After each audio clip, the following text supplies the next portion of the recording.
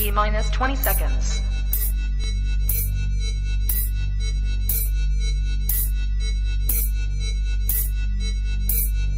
10, 9, 8, 7, 6, 5, 4, 3, 2, 1, 0.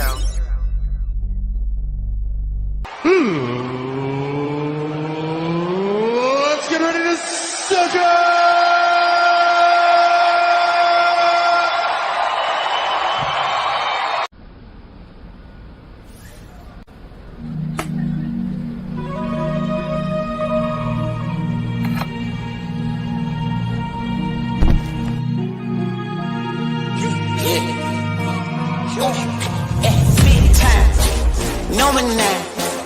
Diamonds in my teeth, I got a lot of shine. Running up the number, that's a lot of crime. Try to take it from me, must be out your mind. I'm big time, lot of slime. Smoky in the air, that's a lot of pine. Pockets running over with the dollar sign. Try to take it from me, yeah. Big time, big time, big time, Big time.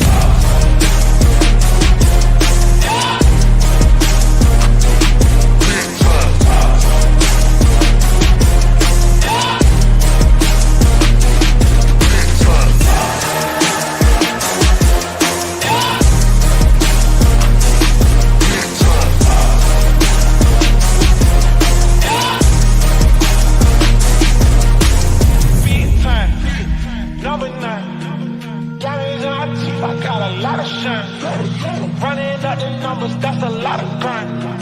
Try and take it from me, must be out your mind. Lot of shine, smoky in the air, that's a lot of crime. Just running over with the dollar signs. Try and take it from me.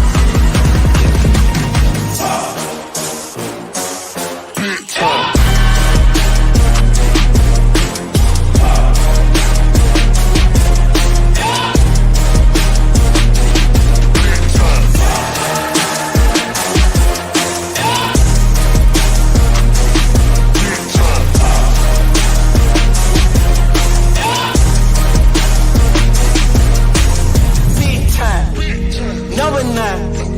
Diamonds in my teeth, I got a lot of shine.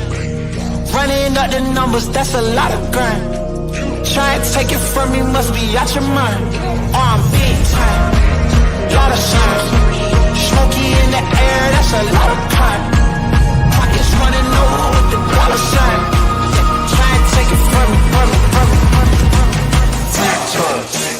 Number 9. Diamonds in my teeth, I got a lot of shine.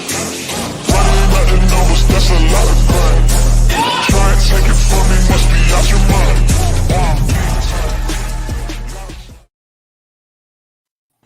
And welcome in, ladies and gentlemen, to a Tuesday edition of the YSN Power Hour. DJ here. We got Quinn in the middle. We got Mac on the side. We've got EB down below. And joining us for the first time today, Rob Mush. Robbie, how are we, buddy? What's up? Hey, you guys told me to come on the show, man. I thought that show was about to be an hour-long intro. I loved it. We got to get people gathered up, man. We got to get them ready to go. Let them understand that the Power Hour is about to begin. And now the Power Hour is upon us, and it is National Eat a Hoagie Day.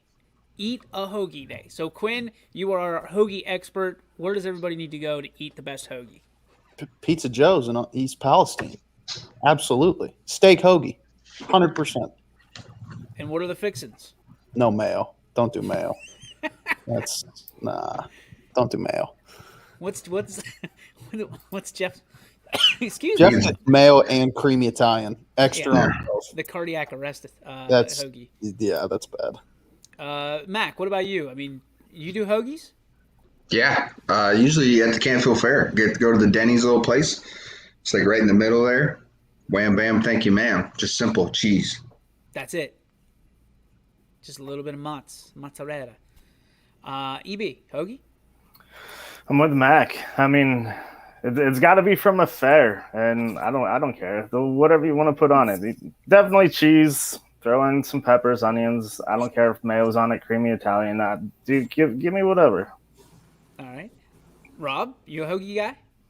I'm following them. I'm honestly, I don't want to offend anybody. I'm not really big on the hoagies, but I would follow everybody else. So it's got to be a festival. And the last time I remember eating one was probably at St. Nick's and Struthers. So either St. Nick's or Lowville. Are you a fixins guy on a hoagie or no? Yeah. Yeah, no, you got to have tomato, the onions, cheese. I mean, me personally, if it doesn't have banana peppers, you might as well chuck that out. And hey, before we continue, am I allowed to swear on this thing, or do I got to watch my mouth 100%? Everything but the F word. Everything but. All right, so if you don't have hot peppers, just toss that shit right out. There we go. Ground rules established. So I'm trying to figure out what dictates a hoagie as opposed to a gyro or a gyro or whatever the hell you want to call it. I like gyros a lot. Chuck's famous gyros are my favorite. So I'm having a hard time understanding the difference between a hoagie and a gyro. Can anybody clear that up for me, or am I just a gyro is lamb. but there's chicken gyros. But it's the meat. So, yeah, a chicken gyro would be chicken. Yeah, but a hoagie's usually just basically a hoagie's a flat burger. Am I wrong? Right. Yeah, pretty much. So a gyro, you're literally slicing the meat. Like if it's the lamb or the chicken, it's just sliced a certain. So it's just the style of it, right? It's the style of it, yeah. I think traditionally, a gyro with a lamb is an American thing. Really? I thought it was Greek. I thought it was Greek too. Well, it's a Greek food. It's a Greek sandwich, but being made with a lamb, I'm pretty sure it's an American thing. That it's Americanized. Because I think in like Greece or the Middle East where it's a traditional sandwich, I'm pretty sure they use like ground beef or just beef or probably shaved steak. Wow. No clue. Paul, it is National Hoagie Day. Welcome, first of all. Secondly, where's your go-to for a hoagie? And you're muted. Don't say. Paul looks like he's getting ready to lead us into the desert. I think he's. I don't think he can hear us. He can't speak for some reason. He heard that. Hey Moses, unmute your shit. Come on, let's go. This is the greatest power hour ever. It's already yeah. Paul's here, so we don't have to hear him. Stupid fuck. All right. Well, while he gets his stuff tended to, let's get to the Would You Rather, brought to you by our friends over at Baird Brothers Fine Hardwoods. Visit them on the web at bairdbrothers.com. Guys, I gave you a lot of them before the show, but I think the one that I liked, I found in the 17-minute open, as Rob would put it. Would you rather have to hunt and gather all of your food or eat McDonald's for every meal? Hunt and gather all of your food or eat McDonald's at every meal. Quinn? It's easy. Eat McDonald's. I eat McDonald's anyway, so what's the difference? This is true. And also Sweet tea, chicken sandwich, that's all I need. And I don't have to do any work. Let's go EB on this one. I think I'd hunt and gather. I mean, it's just better tasting food, and plus I like to cook anyways, so it's probably more up my alley. I'm not a huge McDonald's person or fast food in general, so I'd probably go hunt and gather. Rob? So there's actually variables to answer this question because it depends. First of all, the only time I've ever been hunting in my life involved when I was maybe 16, 17 years old, and one of my buddies tried to take me hunting, and I said, listen, if you don't have a joint the next time, there's no way I'm never doing this shit again, so forget it. Now, I would normally just say McDonald's, but it depends on which McDonald's, because if you go to the one on Western Reserve, you're fine, okay? But if you go to that shithole on South Avenue Midlothian for the rest of your life, you're going to become homicidal. That is the worst fast food restaurant in Northeastern Ohio, just so everybody knows. I 100% agree with that. Rob's going to put us in Facebook jail. Carrie says, I'm trying. Mush could stay out of Facebook jail long enough to be on the Power Hour. Nice. And Casual Sports Report says, we could go for a couple hoagies after our show, working up an appetite. Casual Sports Report on from 2 to 3 right here on YSN, preceding the Power Hour. Nice plug, boys. Nicely played. Appreciate it. Mac, how about you? Listen, man, I'm not a city guy, so I can go hunting all day, every day. I would just be just fine. I don't go to McDonald's anyway. Try to stay away from it, because really, to be honest, I had never been to a McDonald's that isn't terrible. So it might as well be the one down the road here shit we were just talking about. So, yeah, I can go on all day. I mean, I'm from the sticks, man. This is where I live. I just want to make sure that in case McDonald's does want to sponsor us, we're off the hook. So No, the Western Reserve McDonald's is great, fantastic. So whoever owns that, that's fine. What I'm saying is, do not go to whoever owns that South Avenue one. That's a bad place to eat. coincidentally, the Western Reserve is owned by the same guy who runs the East Palestine one, the Teleshack company. So I think Washington owns one on South Avenue. I'm not sure though. Well, I think so too. we're not going to dig into that. Yeah, that's another week of therapy. We'll get to that later. All right, so hopefully Paul makes his comeback because I don't think he likes McDonald's either, if I'm not mistaken. I don't think there's too many people that Quinn likes McDonald's a ton. Like, Love it. but you make like weird sandwiches out of their pre-made sandwiches. It's just faster food. That's all. You make like weird stacks out of McChickens. Everybody's done it. You just keep stacking shit on top of it and eating it. It's all the same. It all goes in the same place. So it's McChicken. Oh no, I'm sorry, No, McChicken it's fries. Top bun, fries, McChicken, bottom bun, sauce all over. Hot sauce all over it. You're a weirdo. He is a weirdo. Like Wait, could you repeat that? I'm actually curious about it. How did that sandwich go? He's writing this All down. right, so you get 2 plain McChickens, right? And you get your buffalo sauce. I get buffalo sauce. You can do whatever. And you go the top bun. Then you go fries, McChicken, bottom bun, and just throw buffalo sauce all over it. Mix it wherever you want. So why don't you just get a buffalo chicken sandwich?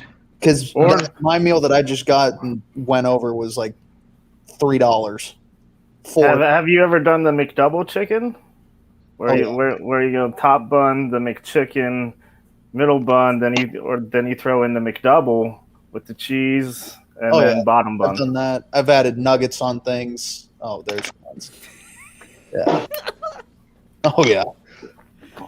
He's disgusting. It all goes to the same place. So like, Yeah, to your what's the diabetes. difference?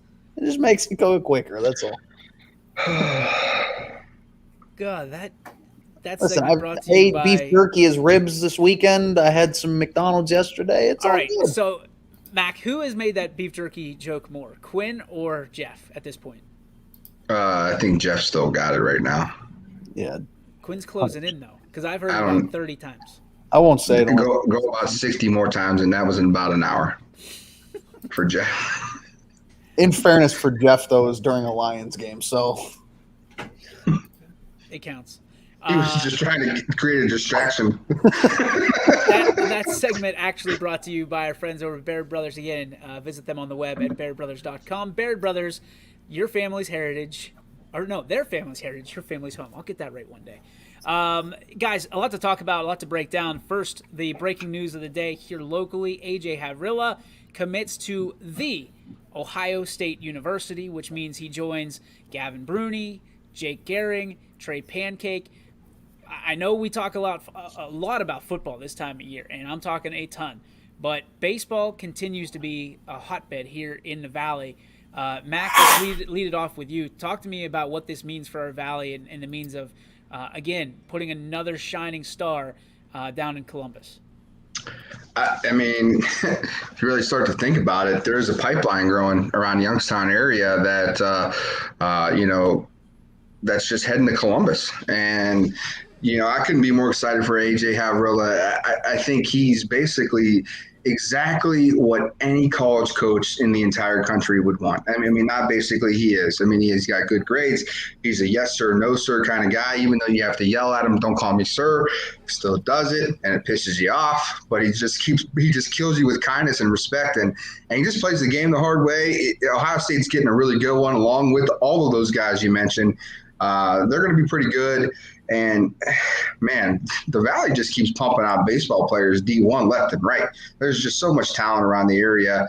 I know it's football season and all that, and there's a ton of talent there too. But, man, baseball it's at its peak right now, is it not? I mean, you see some of these teams that are, powerhouses that are making state runs and going deep as a team, and then you got individual players all throughout the area that are just going to college, and even more so, they're using baseball to help them pay for college. And that's big. Anytime you can get a little bit of money for playing a game that you love to play baseball scholarships are hard to come by. Let's just be honest. I mean, everybody wants them, but they're not always out there to be had. So when you look at this, AJ getting obviously some kind of money to go to Ohio State University, which is big.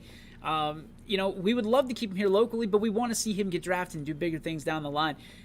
Is the Mahoning Valley in this area starting to be a hotbed, so to speak, for athletes? Finally, and I guess the correct word is again, Quinn. I mean, you're a Canfield guy. AJ's a Canfield kid. I mean, do you like seeing this happen, and are you expecting this to happen more and more as we continue to move on? Yeah, absolutely. Congratulations to AJ. That's huge. It's awesome. I think he's one of a couple that are going to be playing college baseball from Canfield. But I mean, anytime more than a couple. Yeah, I don't know him like you do, but I mean, that's just awesome in general. It's awesome, and Ohio State's huge. Like that's a big school for anything in our area. And, you went over a list of a bunch of guys that are going to a school like Ohio State. It's awesome. And our area just shows how good we actually are. Well, then let's not get carried. And it's funny, Mark pops in right here. I was just going to say Joe Roth committing within the last 7 to 10 days to the University of Akron. I mean, again, that's another one that's at a D1 school that, you can still – it's within – it's a day trip, right, to go watch them play. And you can go watch them play anywhere in this country. So congratulations to both AJ. I mean, all these kids, Joe, AJ, I mean, all these kids are starting to really stack up. And, I mean, Rob, you've been a fan of sports here for longer than most of us. When you see things like this happen, is this exciting for you that you can go on a Friday night and go watch a kid that's going to play on Saturdays, the next year or 2 years from now, or go watch a baseball game with a kid that could get potentially drafted down the road? It's automatically exciting. So if you think about it this way, if you're watching a high school player now, like the players that I watch now, some of them I actually used to coach. So even on top of that, when you coach kids, you automatically love those kids for the rest of their lives, their careers, whatever they're doing. You automatically just go there and support them. I've been doing it for so long. So think about it this way. Regardless of the sport, it could be, wrestling, football, baseball, basketball. If you hear about a kid from around here going to YSU, you automatically get excited for that, and that's Division I AA. Now, let's have that same conversation, but that same kid is now going to Ohio State. So I'm going to say the majority of us around here are Ohio State fans. We're automatically intrigued tenfold because of that alone. And it doesn't have to be just Ohio State. AJ Muzzolino from Struthers is playing for Akron. I mean, I was watching his game against, I'm going to have a brain fart, but it was a Power 5 conference the other week, So you get attached to these kids because, number one, they're local. I can't tell you one single athlete from the middle of Ohio, south of Ohio, or the Northwest.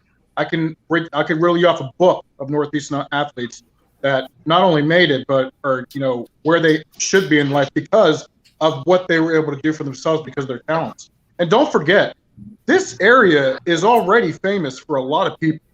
And majority of those people were boxing legends as well. Yep. So the Mahoning Valley in general has always been just, in my opinion, I think it's always had a plethora of athletes coming left and right and doing so many things for the recognition of this town. Because if you think about it too, when these kids get to wherever they're going, or these men are doing whatever they're doing, every single time they get on top, the first thing you hear is that accolade to the city and the area. So yes, automatically, if I hear about I don't care what high school you play for, if you play for Western Reserve, my Struthers, my alma mater, Brookfield, Youngstown, East, I don't care who you play for, but as soon as I hear about you getting where you wanted to go because of the work you put in, and that's a D1 school, I mean, come on, we're already all automatically excited. That's my take. I love it, man. I think that's a fantastic I mean, EB, you remember when Pavlik was fighting for world championships? You remember how this area got behind him? He was a Youngstown guy, and I think we're seeing more of that on a stretch of baseball, basketball, football, volleyball. If you're from Youngstown, it's like you're a made person, right? We're following you wherever you go, and we're happy. I mean, you watch that whole thing go down with Kelly Pavlik. Do you feel like that's now a wave of momentum for this entire area with the younger kids like AJ and Joe, Bo Brungard, and people of that nature? Yeah, I mean, if you remember when Kelly was fighting over in Atlantic City, and when he won the title, it was like it wasn't. It was this whole area that was behind him, and it wasn't just like his hometown or he's from Youngstown. Like it was literally this whole area. Like I was living in Akron at the time, and people who had really no affiliation, but they were from Ohio, were like, dude, we just like this kid. He's tough. He's gritty. Like he embodies the Youngstown way, which, we all call it Grit City. But you see these kids taking that with them to the next level. And, we're sitting here. Before it was just like a few and far in between. And then like when Kelly won those championships, like it just – I don't know if it inspired some of these younger kids or if they saw, the limelight and like, hey, we can actually do this. It just really started to turn its corner. And I'm not sure if it's just because, some of it comes down to you start to have things like what Mac does and what Quinn and I do and whatnot, to where you're getting more exposure and you're getting more, opportunity. But like DJ, when we were in school, if you think about it, like, and it's not a knock at Mooney and Ursuline at all, but that's really the only two schools you heard of kids coming from going D1. And now, fortunately, I coach at Salem. You have two kids for baseball going D1 there. You're throwing a kid in from Campfield. And I'm sure, like Max said, there's going to be plenty more. And you had a couple from Springfield sprinkled in here and there. So it's just pretty awesome to see how it's really unfolded over the past, I'd say, especially the past 5 years, but like the past 10 to 12, where it's really just taken off. I know everybody always talks about wishing that you knew when you were in the best days of your life and the best days of whatever. Are we in the best days right now of Youngstown sports, the area, Youngstown sports, from an athletic standpoint in high school? Anybody want to take this one? Bailey? No? I don't think so. I don't think so either. I think you in the 80s and 90s were something fierce in this area. You talk to some of these older guys, they'll tell you, Paul will tell you too, is the 80s in the Steel Valley, man. That was something crazy, like, guys like Bernie Kosar coming out and, doing their thing, and Boardman being a powerhouse. Even back in the days, even in the 90s, Harding was a powerhouse. So, and even schools, the suburbs of Harding and Warren area were really talented and special. Howland and Lakeview, Niles was good. So, like, at all sports. So, and it was like a trickle down effect in those areas. I think it's getting back to, a sense of a lot of talents coming through. So I think it's getting back there. But I also think that social media and people, like YSN and 21, we do such a great job of promoting our athletes anymore that you hear about it a little bit more. So you kind of get that excitement and you get that feel like, hey, Youngstown's back on the map. But until we start popping off some state championships left and right, that's probably when I would say we're fully back and winning a little bit more around the area. Paul, welcome back. Hello.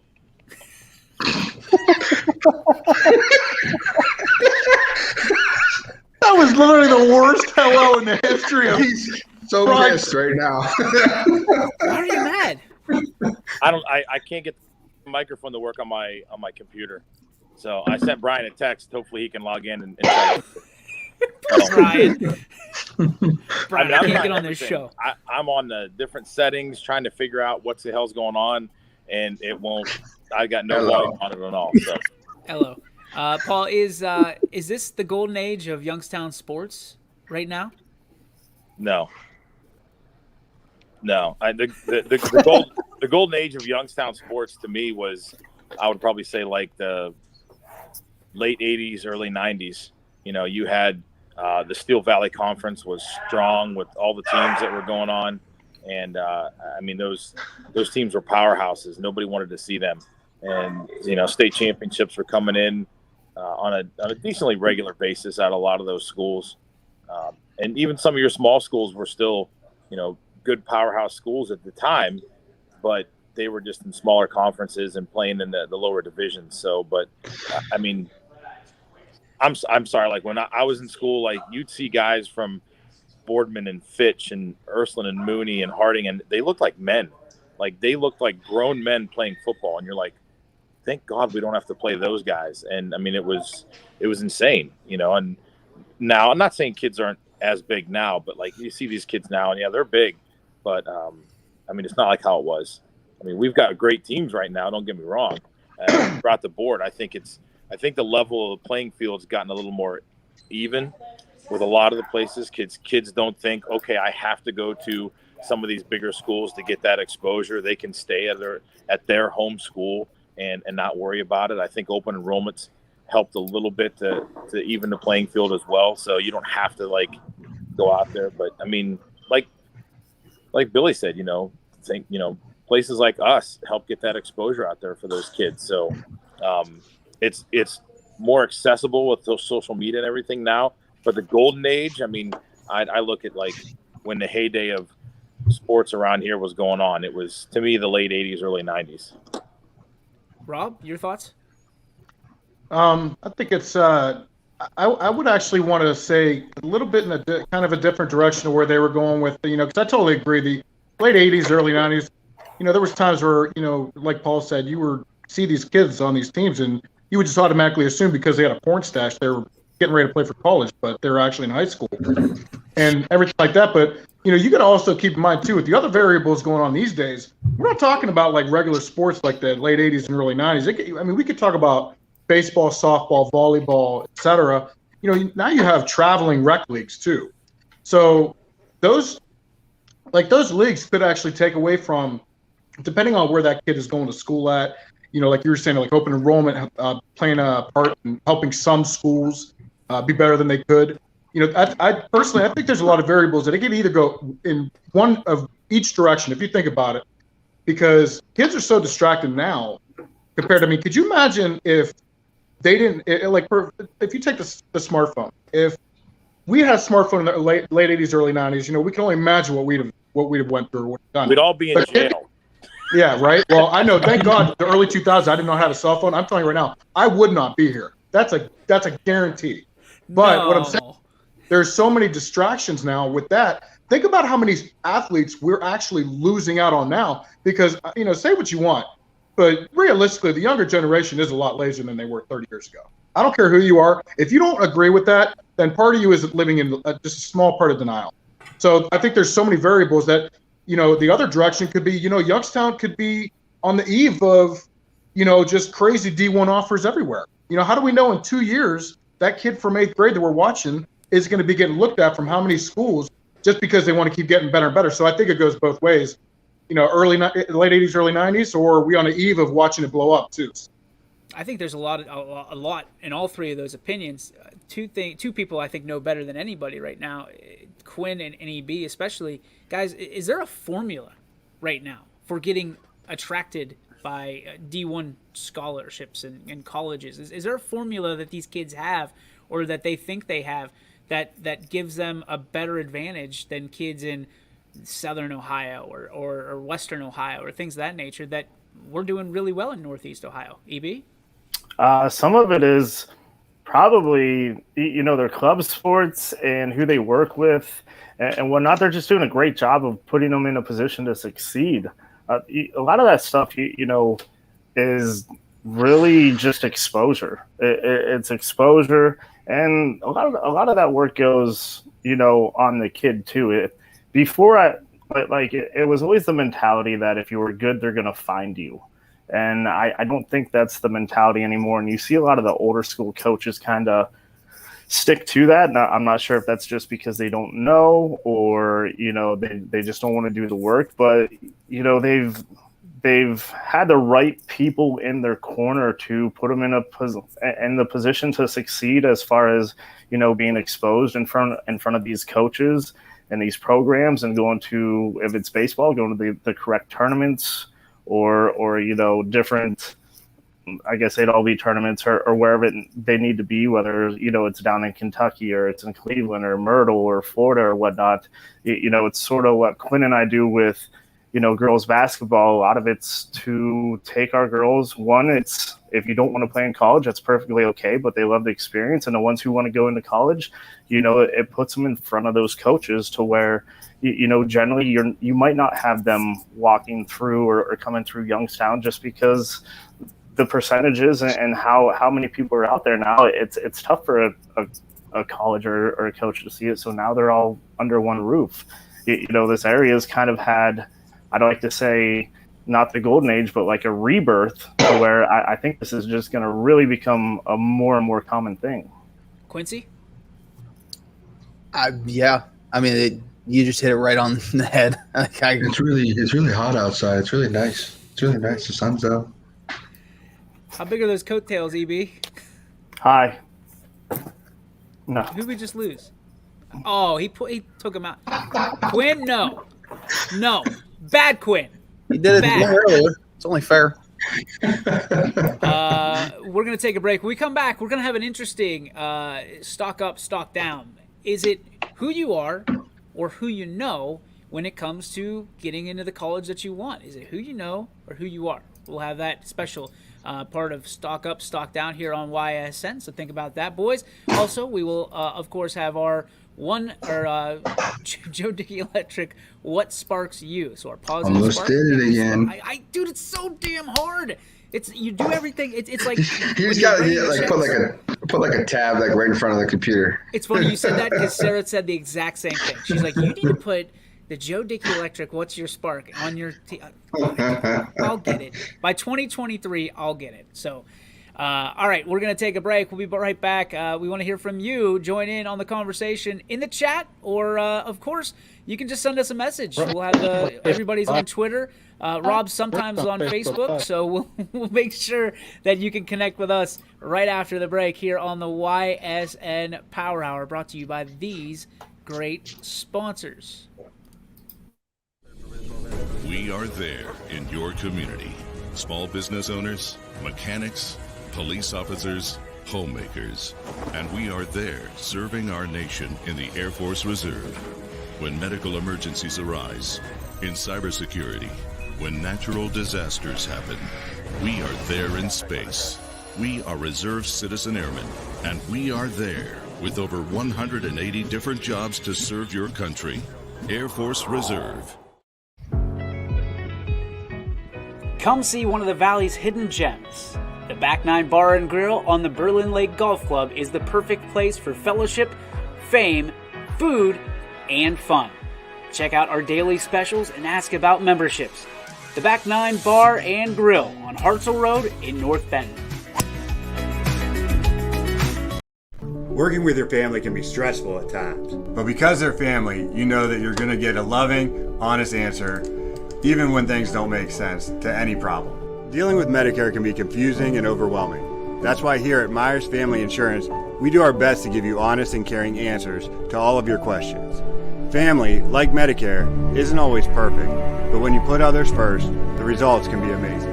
For all your Medicare needs, call Myers Family Insurance.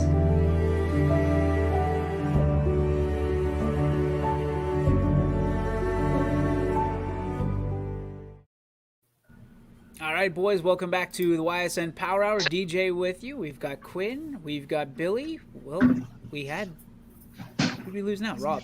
Rob's gone. Yeah, he's gone. And then we got Paul trying to fix his computer issues. IT Paul.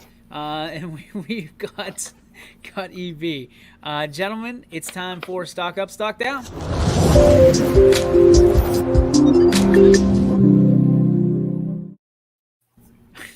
Stock up, stock down. Billy's got the arrows up, arrows down. All right, so my question to you, there goes, who took Paul out now? He did. I'm good. Can you hear me? Yeah, I can hear you. All right.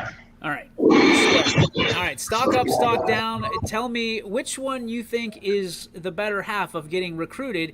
Is it who you are or who you know. Stock up, stock down. Let's get Rob back on the stream here. There he is. Quinn. I'm gonna go with who you are. I mean, I think there's a lot more. Stock up or stock down? Up with who you are. I think there's a lot more to be said about who you are as like a player, and all that stuff compared to who you know. Networking is more along the lines of like coaching and stuff like that, and how they help you instead of who you are as the player itself. In my eyes, if you're a good player, like in baseball, you're going to get noticed. So I'm going with the player. All right, William. I'm going to go the other way. Stock up for who you know. I think the hardest part is getting in front of the right people, and sometimes you don't know necessarily some of the rules that the NCAA kind of figures out that this is what they want to do this time. So it's important who you know, and obviously if you stink, well, that matters. But at the end of the day, let's just talk about an average athlete. I think it's about who you know, and you build that relationship with a coach. They're more willing to take an opportunity, or a chance or an opportunity for you.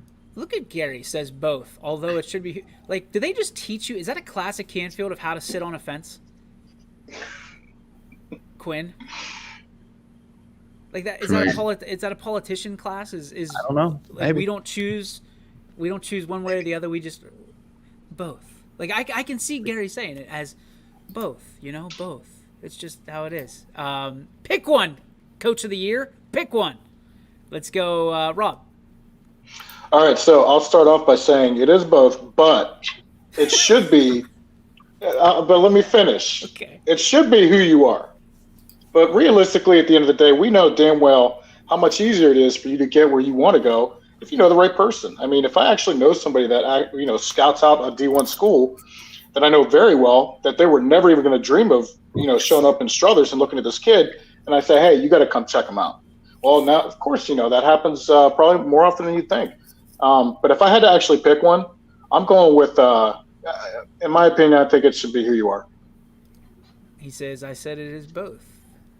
But I love what Rob, because Rob just said exactly what you said, both, although it should be who you are.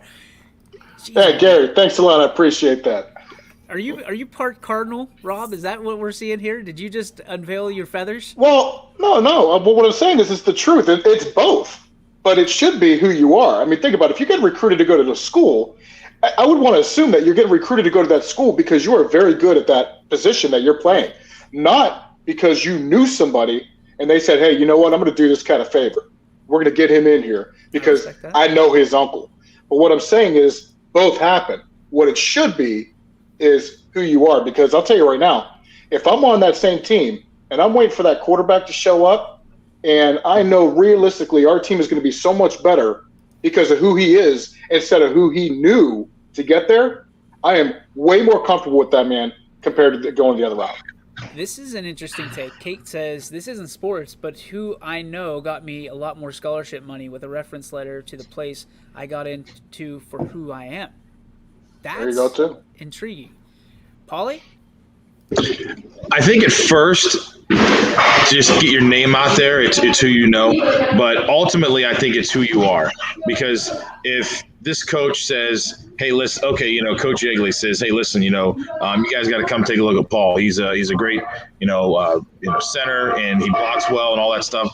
And then they show up and I'm a turd, then they're going to be like, what the hell happened here? But if they show up and they say, hey, this kid's good, he's got a good attitude, his family's not a problem, we're not going to see this. Because that's the other thing that people don't talk about so much is coaches ask that. College coaches ask, we've gotten asked that question as baseball coaches here is, how's the family? Are they helicopter parents? Are they parents who give you a problem? And they take that into consideration. So who you are as a person and who your family are plays a big part of that, because you could be a great athlete, and if they see that you're going to be a problem when you get to their university, they're going to be like, there's a lot more. That's why they're all checking social media now too. When they recruit, they're not just talking to you anymore. They're going right to your Facebook, Instagram. They're checking that. Almost every time I've heard about people being recruited from around here, their parents, and DJ, you make the jokes about Facebook jail. I've literally had parents ask me to remove a comment because their kid was getting ready to get looked at. And I have no problem doing that. Of course, I went and took it right down. And that's the thing you got to keep in mind too. It's, when you say just that's why I say I would rather see a kid get it because of who he is, not just because they knew. Because now they're looking at all that too. So That's fine. I mean, Gary Niddle saying, as a coach, the answer is both. It isn't right, but it is what it is. It should be who you are. Ask Coach Charles Bell about this. Yeah, I'm just going to think that it has a lot to do with the way Logan was recruited. And from a standpoint of being from a very, very small school in Lisbon, there weren't a whole lot of looks. And what sucks is, I think the worst part about this, and EB would love to pass the baton to you on this one, is I think there's a lot of misconception that a good player has to play against good talent all year round in order to be recruited. And in Logan's case, he was a great pitcher in a really, really mediocre conference in school baseball, and that worked its way against him. Is that still the case? Yeah, so stock up is definitely on who you know. It used to be who you are. And I'll take that to the grave. You know, I touched on this in the last segment. You know, it used to be if you're good, they'll come find you. Now it's going to be a lot more who you know, because if I'm a baseball player, I want to know someone like Billy Mack who has connections with all these coaches, because at that point, he's actually going to be the one that goes out there and tells them who I am. And that's kind of the new norm. You know, I take these kids and some of these girls and whatnot to showcases and exposure events and whatnot. And really a lot of the unseen hours is them not even being talked to or really who they are or what they're doing. It's not me tooting my own horn. It's going to be like this for a lot of club coaches or anyone who cares to get kids to the next level. It's who I know that's actually going to take them a little bit further. And it's not like me praising myself. It's just over time, I've built those relationships. I'm in front of those people, and, you know, I'm in contact with them over time. A couple years ago, started with knowing one or two, and then they sat there and they introduced me to 3 or 4, and they moved up to D2, and then they moved up to D1. And then, you know, I go out with, you know, Quinn, and he knows people from, you know, YSU, and they move on. So it used to be who you are. And that's the whole, you know, saying where if you're good, they're going to come find you, because they were finding who you are. Now it's with social media, all this other shit that's going on. I truly believe it's not even, I would even say it's like, if there's a needle leaning just halfway over to who you know, it's like 75-80% of the way of who you know opposed to who you are. Yeah, I'm interested because these showcases have gotten really, really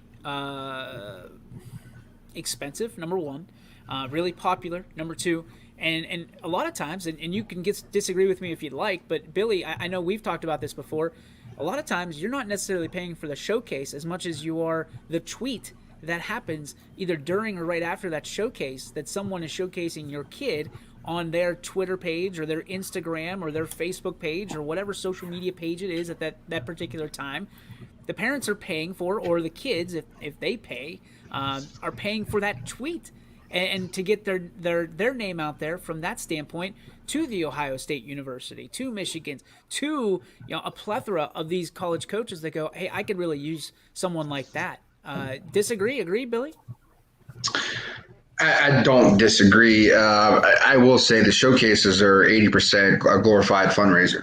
I mean, that's just, I don't care what any sport. They're all basically the same kind of. It's a money grab.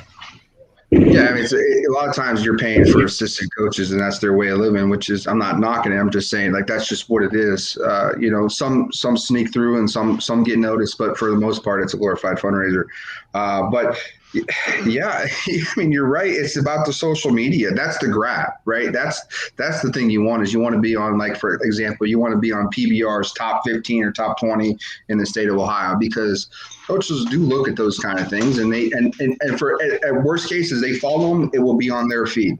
So if they're on their feed and they have a guy, you know, let's say it's AJ Havrilla and he's on the top 20 in Ohio. Well, Ohio State goes, oh, somebody else confirms it too. So that's kind of where, you know, you kind of get to it. But again, it just falls back on the relationship you have as somebody like, you know, these club coaches, because we don't have any rules. I mean, that sounds weird, but like when it comes to the NCAA rules, college coaches can talk to us anytime they want about players. You can't necessarily, sometimes you only get X amount of time with a kid. You can only talk to him if he shows up on campus. You can only talk to 4 and, July 1st and all this other, these ridiculous rules that the NCAA gives out. So they go through us to get to these parents and kids, and it's not affecting their violations. So let me ask you this. This is an interesting question that I was asked the other day, and it is perfectly suited for right now. If you are a head coach, I don't care what sport it is, would you rather have an average recruiting coordinator or a exemplary, like over-the-top, unbelievable social media coordinator to bring in kids to your college? Quinn, let's start with you. You're muted. I don't know. That's tough. I'm thinking social media is more.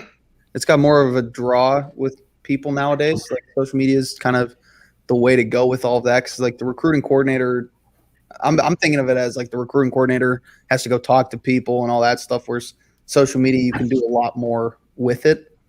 And I think that would be a better draw. Gary says the second guy. I have a tendency to agree with that. Rob, do you have a preference? Well, I mean, if you think about it this way too, I mean, plain and simple, we're a social media society. There's not much to debate that. We could probably be talking about almost anything on planet Earth right now, and if you have the option to find either information or get as little done as you can by using social media, you're probably just going to go the social media route. And that recruiter is going to come to the football games, and he's going to do this, and he's going to do that.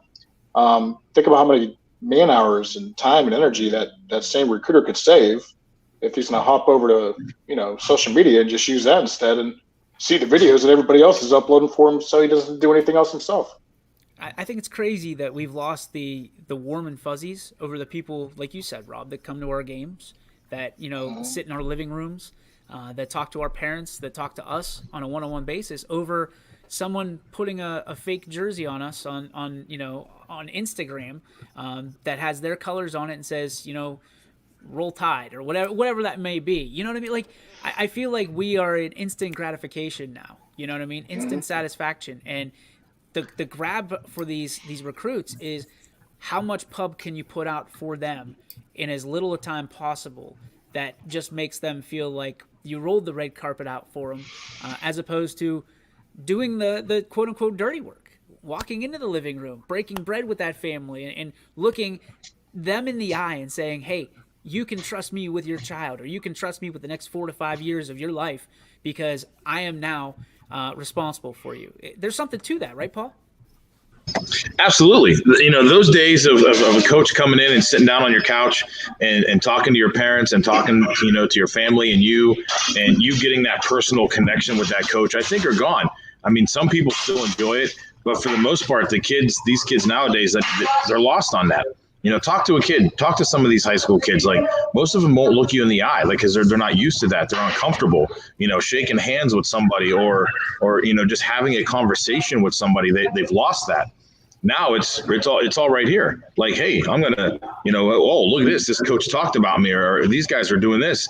So yeah, the social media person is gonna get more attention and get that draw to these kids than a person going in and physically talking to them. It's a lost art, if you want to say that. It's still important to some kids, to some families, but for the most part, like, they're not there. I mean, it's sort of off topic, not really, but like how they talked about, uniforms, like what draws these kids to universities. Oregon was out there huge. And they got 100 different schemes that they can put together. And that's huge to these kids, where you've got like your traditional, an Alabama or an Ohio State, where like it's only like maybe a couple, or Penn State. Like, this is it. This is our scheme. It's black and white, fellas. That's all it is. So you're either going to go there for their tradition and you want to be there, or these kids go to an Oregon or something where they got, or Maryland, because of Under Armour with them, they got 100 different schemes they can put together. And that's flashy. That's drawn to these kids because that's what they're there for. And that's the whole social media aspect of that they are. It's like you said, it's instant gratification. Boom, look, it's right here. It's on Snapchat, Instagram, Facebook, it's just boom, gone. And you're just like, okay. So who are you Depends hiring? on the coach too. Yeah, that's true too. I'm hiring a social media guy. 100%, because that person is going to get to more kids faster, and those kids are going to see it faster and be, ooh, they just talked about me. look at this. Because now that's physical. You can show somebody, hey guys, look who's talking to me.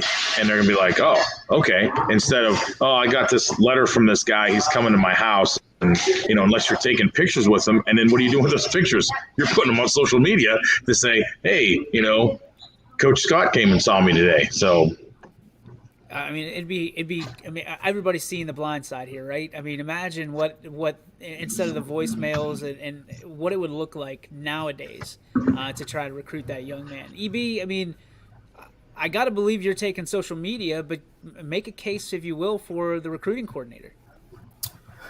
Yeah, I mean, it's hard to go against the social media because of the platform that you hit and the exposure. And I mean, my first inclination for the recruiting coordinator was to make the blindside reference.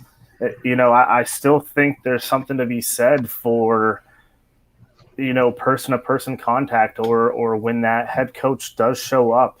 I feel like these kids still to this day kind of get that feeling when a coach shows up with a recruiting coordinator or, they walk into a gym or the field or they're up in the stands. It's a little more old school, I guess, now, but it's still something that's needed. Even though part of the problem with why it doesn't necessarily work is because these kids don't have any more communication skills. It's not even, let's be real. Like, it's not even text messages anymore. But like, totally agree. They and really, I wanted to drop an F-bomb, but they freaking sit there and they don't even talk to each other. They just take pictures of their faces and send it to one another. They don't say a goddamn word. With a question, it's like a caption on top. I've seen that. I don't understand that at all. That's called streaks. And if you ain't down with the streaks, you don't know shit about Snapchat. Give me a break. Right. Like you don't have to sit there and they don't even have to put together sentences. They just send pictures of their goddamn foreheads. Or like with their tongue out or some stupid shit.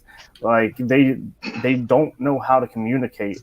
And I think that's a huge missing part to where, colleges are doing a great job. They're a business and they understand if I put you on TikTok, I put you on Instagram, I put you on this, I am now promoting you on a platform of hundreds of thousands of people. You get a couple shares, the right person reshares it. You're on their platform, and it's just a vicious cycle. But the whole discourse is, with the recruiting coordinators, I think it used to be you could be an average recruiting coordinator at, say, Alabama or Ohio State because, hey, the name is coming with it. And then, look, if we're really interested, here comes Nick Saban or Ryan Day or, whomever it might be. It's if I'm going to make a case for a recruiting coordinator, then I'm going to be the Deion Sanders. Yeah, I'm going to go. You got to go with someone like a Deion or a Penny Hardaway or, someone that you grew up that has that nostalgia to where the parents are going to gloat over it. But also you're like, yeah, dude, I remember watching him. Okay. So I think there's two things I want to say. The first thing is I think coaches today, especially if you're the younger coaches, you have to be able to be both. You have to be able to be a good recruiter and also be aware and really good with technology and the social media platforms for one. But I will say in defense, there is a type of finesse with the old school method. Because everything comes back around. So while everybody's out here on social media, there are some schools that won't do it, and they do the handwritten letters, and they make it personal. So they just go right at them and just say, look, all these schools are doing the same thing. Here, I wrote you a handwritten letter saying we want you, this is something. And it touches you in a different type of way. And I'm telling you right now, it still works to a degree. Wait. Out of everybody on this panel, you're telling me that if somebody would have written you a handwritten letter over all the stuff on social media, you're the guy that would be like, you know what? I appreciate all the stuff on social media, but you wrote me a handwritten letter. Listen, at the end of the day, we all know it's not always about what the athlete wants to do. A lot of this is about what parents want. That wasn't the question. But it is. It's a lot of it is about what the parents want for their kid. First off, they have a bigger a lot of these kids, their parents are the biggest influence on them anyway. The parents ultimately are going to help you make that decision and shape that. Agreed. So when the parents are seeing these, hey, I got a handwritten letter from Penn State University while all these other schools are offering, say the same type of thing, this would be, this is one of those sneak attacks that, you might steal some kids that way. See, I would figure Paul would be that guy. Paul, like if Paul got a handwritten letter, 100%. Yep. No doubt about it. That's Just like the other day, like they showed, and now granted it was after they lost, but whatever. When Florida State's head coach Norvell, he took a helicopter to a game, like landed on the field next to the football field and went there and watched a couple recruits. Now, for those kids, that was probably the coolest thing they've ever seen. And they're like, this dude came here to see us or see me, however it was. He flew in a chopper. Like, that's cool. I think that goes a lot further than the coach sending a tweet or a Snapchat or something and going, hey, really looking forward to seeing you there, Joe, come on over. And I agree. A letter like that would have gone a long way with like me and my family, because now you're personalizing that so much that, listen, I don't care about everybody else. I'm talking about you. You know what I mean? And that's how you can hook that kid. On sort of the same note, but a different thing, I was watching this thing about David Geffen. David Geffen's a billionaire, has record companies, movie things. He got John Lennon to come to him because he talked to Yoko Ono. And John Lennon said, if people don't talk to you, they don't get me. And Geffen's like, no, I personalized this. I talked to her. And he got John Lennon and made millions of dollars off of him because he took that time, instead of other people were like, well, we're just going to send a letter, or we're just going to make a phone call to his rep or do something like that, where he's like, no, I'm going to that person and I'm going to hook that person. And that's what, like Clint saying, Joe Paul would absolutely. Joe Paul came and sat down in your living room, you would have been like, holy crap. If not, your parents would have been, and they would have been, I don't care what this coach tweeted out, nothing on that Twitter universe. Who cares? This guy came and sat down, took time out of his life and sat in our room and wants to talk to you. And that's where the parents are going to go, that's the kind of guy I want taking care of my kid, not some jackass who can sit there and tweet out to 100 different recruits all the same thing, saying, really like you, want to come to my school. Yeah, I can get DJ, are behind you that saying with that him. basically if a coach would study up and follow Paul on social media, that Paul would have just been like, hey, I appreciate flowers and the Beatles CD. I'm coming to play for you then, right? I don't think Paul would ever see it on social media. I mean, I had a Yes, he tweet would. I had a tweet the other night. If it's on Facebook, he'll see it. I had a tweet the other night with Amo that I don't think he's still seen. He asked if Paul was okay after the Florida State loss, and I said that he's great because he's just watching reruns of the 2018 state championship and washing his ring. So all is good. But no, I can get with BMAC and Paul on that though. Like case in point, I'm gonna take Molly Howard. So Coach McConnell isn't exactly the youngest guy in the game, but he's very well respected. When she was going through that process, now granted it was COVID, so couldn't do much, but like it was like almost to the T. Like every Sunday at like noon, he would FaceTime him, and it would FaceTime him, and he actually spent more time talking to Maddie and her parents than probably Molly. And then like it was a big deal when he could actually come to one of her games, because she was nervous as hell, man. She's like, this dude's never really seen me, and a little bit of the buildup. But for someone like him, he doesn't need a huge social media presence, because all IUP has to do is tweet out, hey, look at our coach. He just won gold down at the FIBA USA or the FIBA World Championships. And I think the team that was closest to him lost by 60. So, I'm with Mac and Paul, dude. But like, there's still something to be said for some of that stuff too. I'm with you. The one that stands out to me is when Tressel was in the stands for Terrell Pryor's basketball game at Jeanette, and I'll never forget that picture as long as I live. And I thought to myself, you know how cool that would be is if you're a multi-sport athlete and you're being recruited to play a different sport, and that coach shows up in front of everybody, and you know how Jim Tressel is. He's not the kind of guy that necessarily wants to always have the limelight on him ever, but he wants to show his support for the kid at the same time. That I knew of Jim Tressel. He was a role model then. He's a role model now, and that's just the way he is. I can appreciate it, but I think there's a lot of us, even still to this day, that as 18-year-olds or 17-year-olds at the point, especially in today's day and age, if a coach tweeted out, hey, welcome to, Roll Tide Nation or whatever the hell it is, you would get goosebumps and you'd be like, because you show your friends, right? You show your friends, hey, did you see this? Do you see this? There's 1,000 retweets of this. There's 1,000, and then you feel special. You get the warm and fuzzies that are empty, as opposed to when we actually went to school in 2002, 2003 for myself. If a coach walked into my living room and told my parents that I was taken care of, that we were going to make sure that your son or your daughter is going to have a great educational experience, they're going to walk out with a great degree, and they're also going to be disciplined playing a sport at a different level, they're part of that 2%, that's the difference where I am. But the kids nowadays, man, because I think to Siggy's point, he says have the priorities of the parents changed, meaning the coach may not be as important as it used to be.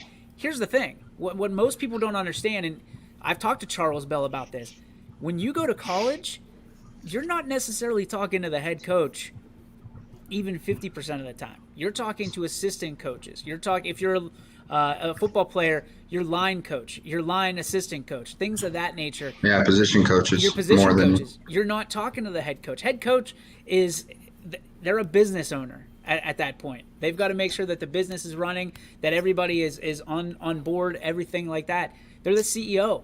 And it depends on how bad they want the kid there. Like you just said, Tressel going to Terrell Pryor's. Think about the comparison of, let's say, Nick Saban or Ryan Day or Sebo or Sweeney and all them guys.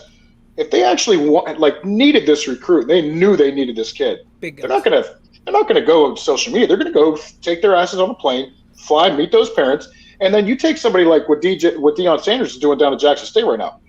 Coach Prime is not gonna Facebook somebody. He is gonna get his ass to where he needs to be to get that kid, because he is in the middle of trying to make that program go from nothing to something, and he has. And they're ranked. I think they're still ranked. I'm not positive, but anyways.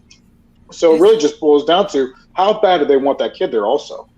We're in overtime right now, but I'm okay with it if you guys are. I think this is a great question here. Am I the only one that has a problem with these adults contacting my kid without me? So I was going to say, Mac, you go, or you? Because I kind of have a take on this. I think we're going to have the same take. Yes, I don't have a problem with this. And the reason why is because at some point, they're going to have to leave the nest, and that kid's going to have to be responsible for himself. So we do it already as when they're 16. We don't talk with our Astro organization. We don't talk to the parents anymore. We're done. Right? If you have a question, you can always come up and talk to us. But we're going to communicate through your child, and that's it. Hey, what schools do you want to go? This and that. Now, on a college aspect, they're supposed to be 18. At 18, you're considered a grown man or a grown woman, so you got to be responsible for yourself. Yes, there should be a point in time where these coaches do have a conversation, but after that initial conversation, it's on to just talking to the athlete, and that's it. Yeah, I mean, I'm with Mac. Look, at the end of the day, as blunt as this is, they're not recruiting you. They're recruiting your child. Now, they'll probably talk to you when it starts to maybe get into a little bit more of the financial discussion, and rightfully so. But when it comes to what they're selling your kid on, as far as a program, the culture, who they are as coaches, the team, everything else. I mean, at that point, when they sit there and say, hey, we want you as an overnight visit, are you, the parent, going to go to that overnight visit too? That's not what it is. It's a red flag if that happens. Yeah. I mean,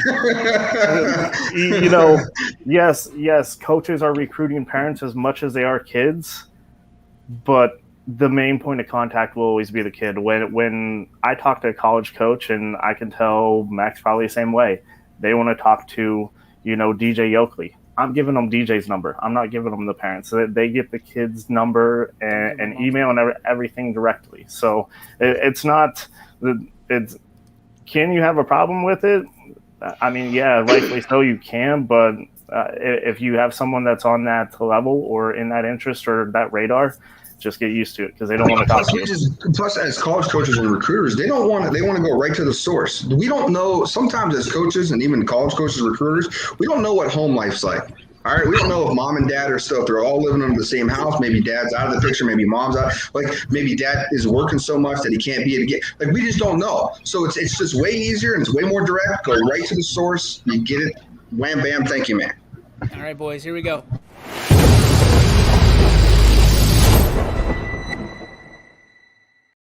Joe Dickey Electric, what's your spark? Brought to you and brought to us by Joe Dickey Electric. Visit them at dickeyelectric.com. Anything commercial, residential, anything electrical, dickeyelectric.com.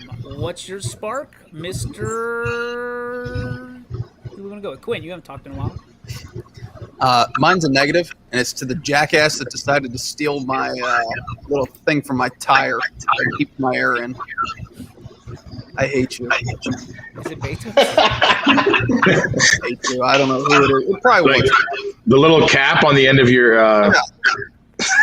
Because you can't just go buy one. You got to buy 4. And I don't want 4. I want 1. Trust your soul, and you're a freaking scumbag for stealing. We've been through this a couple weeks ago. Just go back a couple weeks ago to my rant about thievery. Just scumbags. Yeah. I walked in today. A little piece of plastic on the end of a tire, though. The door was locked. Quinn's car was here. I'm like, where did he go? He comes back from. I'm guessing you were at what, Napa? Whatever the hardware store is right over there. Oh, T&M. And he's putting something. And as soon as I saw what he was doing, I knew exactly what had happened. Somebody stole the caps off of his thing. 1 cap. What the hell? There it is. They just needed 1. Why? Why not take all 4? They wanted to annoy you. They didn't want to. They didn't need extras. They just needed 1. So replace all of them. Take all 4 and replace them. Because they know we just installed the cameras here. That's why. If I was driving down the road and I would have seen Quinn like stealing one of those off a little kid's bike so he could put it on his car, that would have been the most priceless thing. All right, EB, why don't you go? We got positive spark. I think today's discussion in general was just a great discussion, and I don't know if it was planned or not, but listening to questions from Clint or Chris, or getting some of these takes from the other people, this is shit that like parents and people need to hear more often, especially if you have a kid looking to go next level, and a lot of times it's just information. It's information that's not really until you do it personally or you're actually kind of in that world, it's information that kind of gets overlooked. So positive spark, just this conversation today. Good deal. Paul? Mine's a negative spark, and mine is the emotional roller coaster that my teams put me through the last weekend. Obviously, Florida State, shit in the bed, losing to a 1AA school, and then last night watching the Raiders, thinking, they came back, score the field goal with less than 5 seconds to go to overtime. And overtime, they get the ball, they drive down the field. You think they score a touchdown?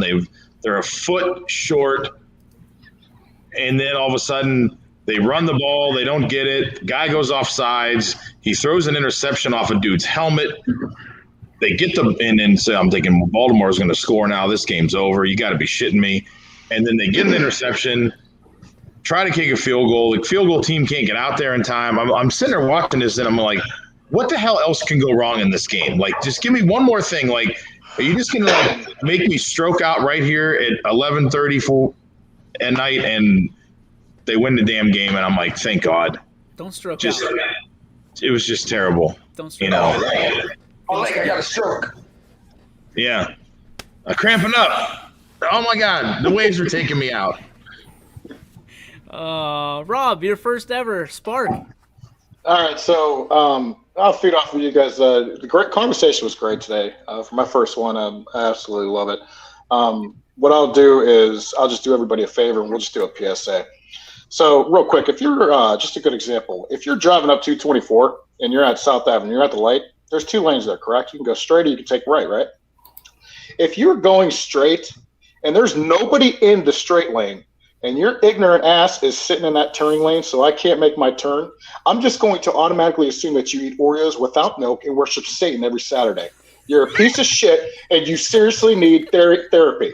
So PSA going forward, if you are ever in a turning lane and there's nobody in the straight lane, I hope you stub your toe on every single piece of furniture on your way to your bedroom that night. There you go. That was a Jeff Bezos line there. That was well played. That was well played. You set the bar, man. I don't know if you can go higher. I think you can. Without the parental advisory. Let's go, Mac. What do you got, buddy? Positive, man. I just I enjoy Tuesdays, man. Tuesdays, I don't have to leave the house. I don't have to go anywhere. I really enjoy it, and just it's a good day to be alive, fellas. It's a good day to be alive. I'm also gonna tag in to DJ because I'm a part of DJ's one too, I think. Yeah, I mean, I have two. Number one is the one you're tagging into, AJ Havrilla, Joe Roth, Bo Brungard, kids that we've watched grow up right in front of our eyes. Could not be happier for these kids to announce that they're going to college, playing at the next level, part of that 2% that jump from being a high school athlete to a college athlete. We're so proud of you, so incredibly proud of you. Not only proud of you for what you're doing on the football field, the baseball diamond, but who you're becoming off of it. And that's what means more to us, is you're going to contribute in other ways, in other places in life, other than just in sports. And that's fantastic. Mac, tag? Other way. There you go. Yeah. I mean, like, just some of these kids are just, they just feel more grown than they actually are. You almost forget they're 16, 17-year-old kids. And some of these decisions are life altering. I mean, like going to Ohio State is, got to be one of the biggest decisions in just picking a school in general. And to pick a place like that seems so like a different universe compared to the one that you're living in right now. I wish all these guys the best of luck. And I couldn't be more excited for AJ. The kid deserves it. He works his ass off. Not that anybody else doesn't. I just know AJ personally, so it feels a little different for me. I'm just excited and can't wait to continue his career at Canfield, and hope he does really well there. And I can't wait to see him in the scarlet and gray. I can't wait either. That's going to be awesome. My other one, I got to tell you again, and I hate to be a spoiler, but this morning I had the chance to once again go to Kuefleitner, Chrysler, Jeep, Dodge, Ram in Boardman. Sat down with Coach Hake on my right, and to my left, Bob Spate. And just listening to those two go back and forth for a coach's corner was phenomenal. It was an hour and some minutes, and it's going to be must-see streaming tomorrow morning. We'll have that released. I gotta cut it up. There's a couple moments in there that get a little dicey, so I gotta make sure that it's crisp and clear, and not it's not on the Rob Mush show. So we got to make sure that it's absolutely. I think I have to put a Paul Munson voiced. What's it called? The disclaimer before it. I think I have to do it. So that alone makes everybody want to tune in when we put these opinions and thoughts are of their own and not YSN. I just remember sitting there at one point, boys. So Andy made me sit in the middle. I remember sitting there at one point and just going left, right, watching them play verbal ping pong back and forth. And it's good. It's good. It's not all necessarily about football, but it's good. So we appreciate all of you tuning in for today's show. Rob, welcome to the team. Welcome to the family, brother. Your Power Hour for life now. Thanks for having me. Yeah, absolutely. And everybody else, thanks for tuning in. Sponsors, advertisers, thanks for being part of what we're doing and believing in us. And until tomorrow, wave the damn banner.